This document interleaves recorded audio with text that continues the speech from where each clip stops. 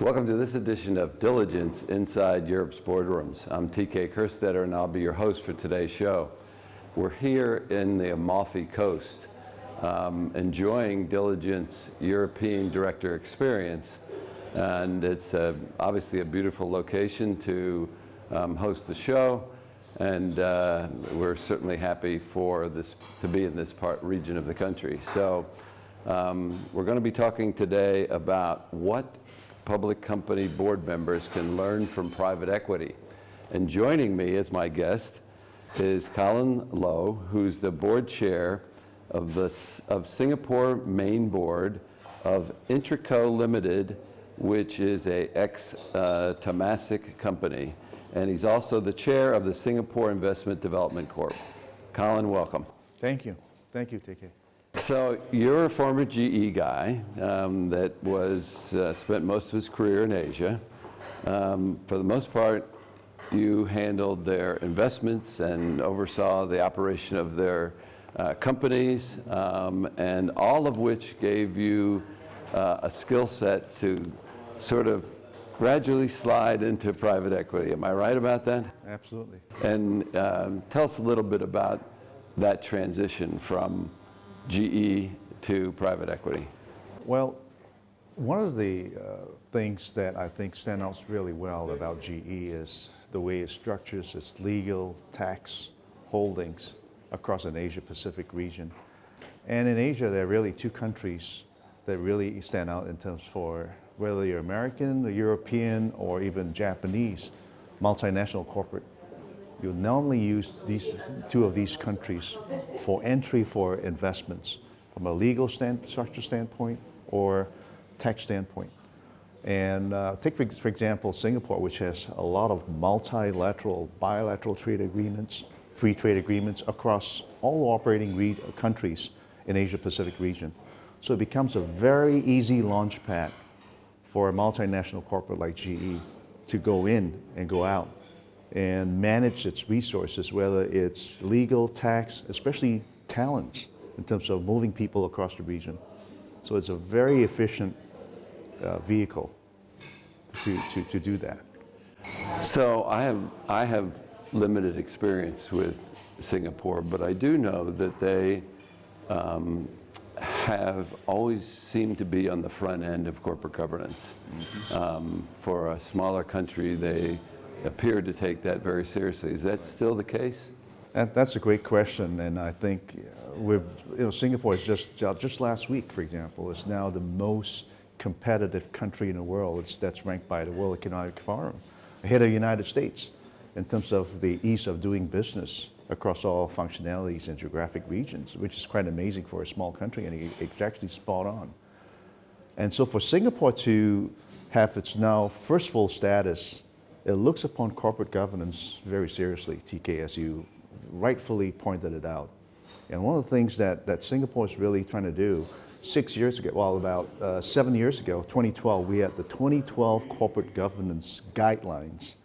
And now, just in 2018 now, and we're actually only in the first year of operating, the 2018 Corporate Governance Guidelines makes it very succinctly clear about what it expects from public listed companies. Let me just give you two examples. One is, for example, if you have a chairman who is not an independent director, for example, then 1/3 of your board has to be independent directors. So it's quite prescriptive in that sense, in terms of the change in direction. Another area is, for example, ESG, corporate governance, environment, social governance. And now you have to put it, all public listed companies now have to put it into a sustainability report, for example. So Singapore wants to be at the forefront of corporate governance in terms of practices and culture of every listed company. So it expects that from any companies operating in that region that is listed on a Singapore Stock Exchange. Well, it sounds like they're a pretty good role model for other countries to follow. So let's make the transition to what our topic is today, to the private equity. So when you look at public company boards, they've always followed this expression, noses in, fingers out. okay? Oversight, you're supposed to, not get involved in the operations, you're supposed to work with management. Right. From my experience, private equity is noses in, fingers in, okay? They have a very, very hands-on type of position. Talk a little bit from your experience about the difference between, and shouldn't come as a surprise with the investment that a private equity firm makes, but talk a little bit about the difference between serving on a public company and then getting on a board representing a private equity. Yeah. And your observations are spot on as well, TK. I think in a private equity company, they are very focused, coming from a GE background, and where we believe a company has to be very focused on operating rhythm, we call it, which is management processes, and the way we run the organization to meet its annual targets or KPIs. And now, not that public companies do not have that, but I think the overarching fundamental difference is really the culture and philosophy between public companies and PE companies. For example, the culture especially of a PE companies to perform financially. And to do that, it believes that all hands are on deck, whether you call them senior advisors that you have on the PE firms or the independent board directors. All of them comes from all kinds of great calibers, technical expertise, people who have got great insights, and that's why they're on the boards or become advisory folks. And the PE companies take advantage of these talents and the insights from all the synergy of all the ideas and insights from all these board directors, and actually channels it. And it's not just a discussion. For example, in a public company, you spent time, one of the things about the balance with corporate governance is you got to spend time discussing an idea or proposal.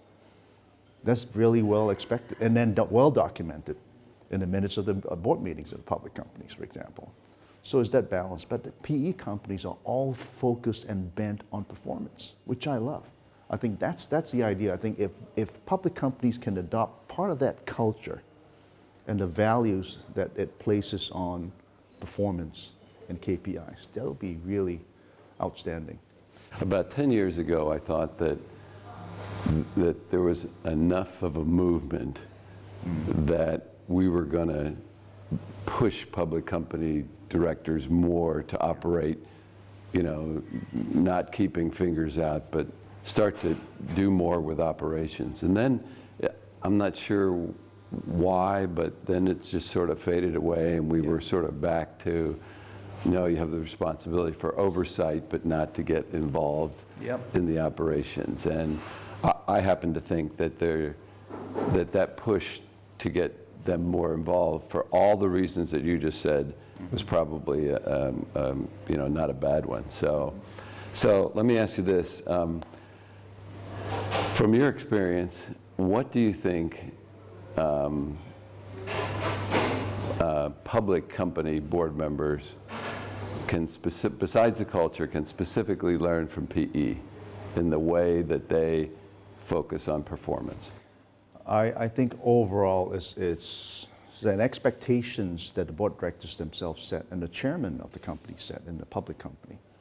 The culture and the belief towards performance and delivery and execution. For example, if the chairman sets the tone in terms of expectations of especially not only just the board, in terms of when you come out with discussions, it's all bent to what at the end of the discussion, a resolution and a direction for a certain set of action plan. It's not just discussion for the sake of discussion. You got to have a plan. But sometimes in a board, taking no action is also an action plan. But you got to come to a resolution. I've seen boards talking and talking and talking and making no resolution in terms of what it wants to do next or when they expect a certain action plan to be executed.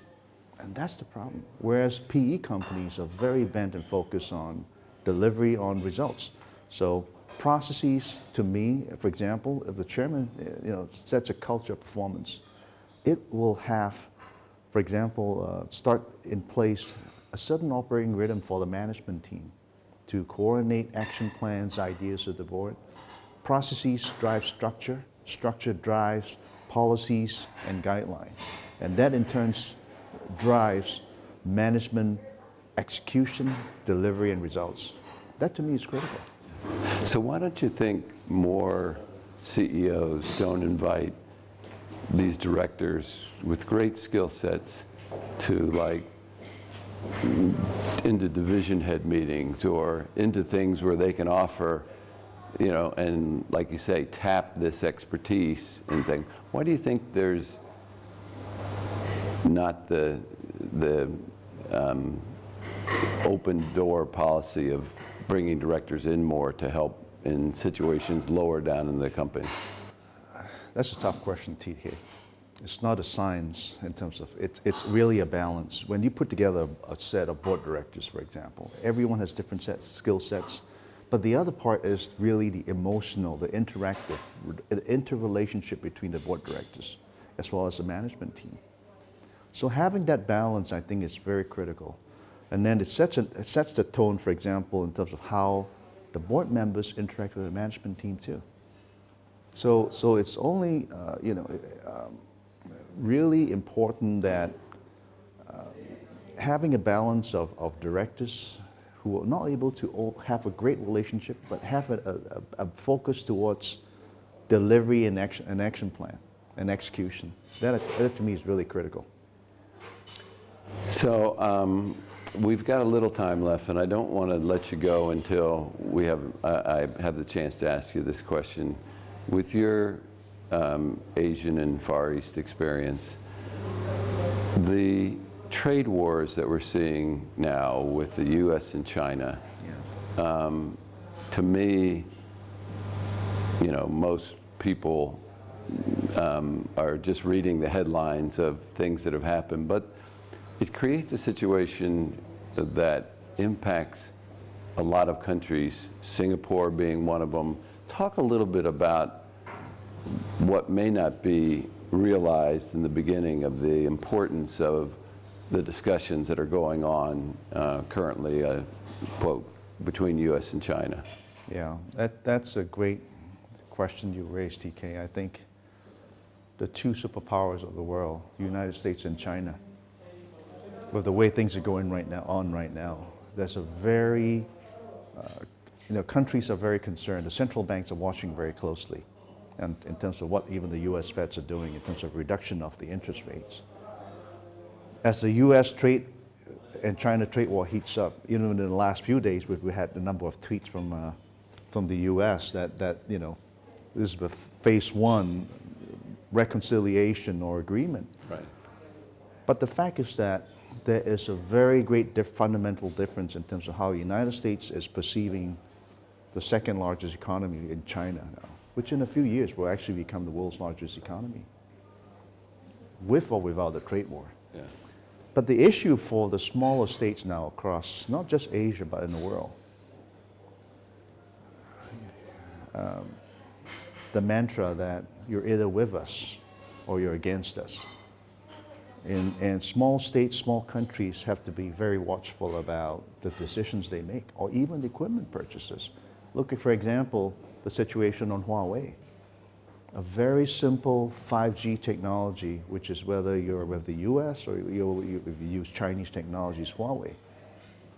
So what do you pick? Do you pick the best technology out there, whether you think it's the United States or China? Or do you select equipment for a country based on security reasons and because someone from the US asks you to do so? So it's a very delicate balance. Take, for example, Malaysia has already made the decision.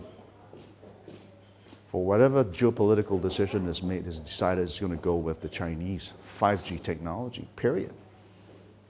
And, but for the other countries, what kind of decisions do they have to make? It's a very delicate balance, TK. Do you make a US-led decision or a Chinese decision? Yeah. And if you take a Chinese decision, what are the implications then in terms of the smaller countries' infrastructure development that could have been funded by the Chinese, for example, bridges, roads, tollways? So it's not a straightforward answer. And no one wants to be in the middle of this trade war. It's a very tough situation for these countries to be in. And that's why I think for us, boards have a responsibility to think about the approaches for the companies they lead. This is a very critical time because it is not a temporary reconciliation. This is going to be the next 5, 10, 15 years. It's going to be a very major rift because no matter how, the Chinese are going to ensure that the population on the GDP per capita is which is just slightly above 10,000. Look at the United States, $60,000 GDP per capita, for example. So it wants to emanate to its glory of great economic growth and also technology. And this is not going to be a temporary trade war, I think. Well, for all economies, we hope that this gets worked out, and certainly I don't think people realize, again, the impact or the challenges that it creates for certainly the smaller countries. But, well, it's a great perspective, Colin. I appreciate you taking the time to join us today. Yeah. Thanks for joining us. Really enjoyed it, TK, in this beautiful place. Yes. And that will conclude this edition of Inside Europe's Boardrooms. We hope you enjoyed the show. We'll be back again soon to have another episode that'll help you be a better board member or committee member. So we'll see you then.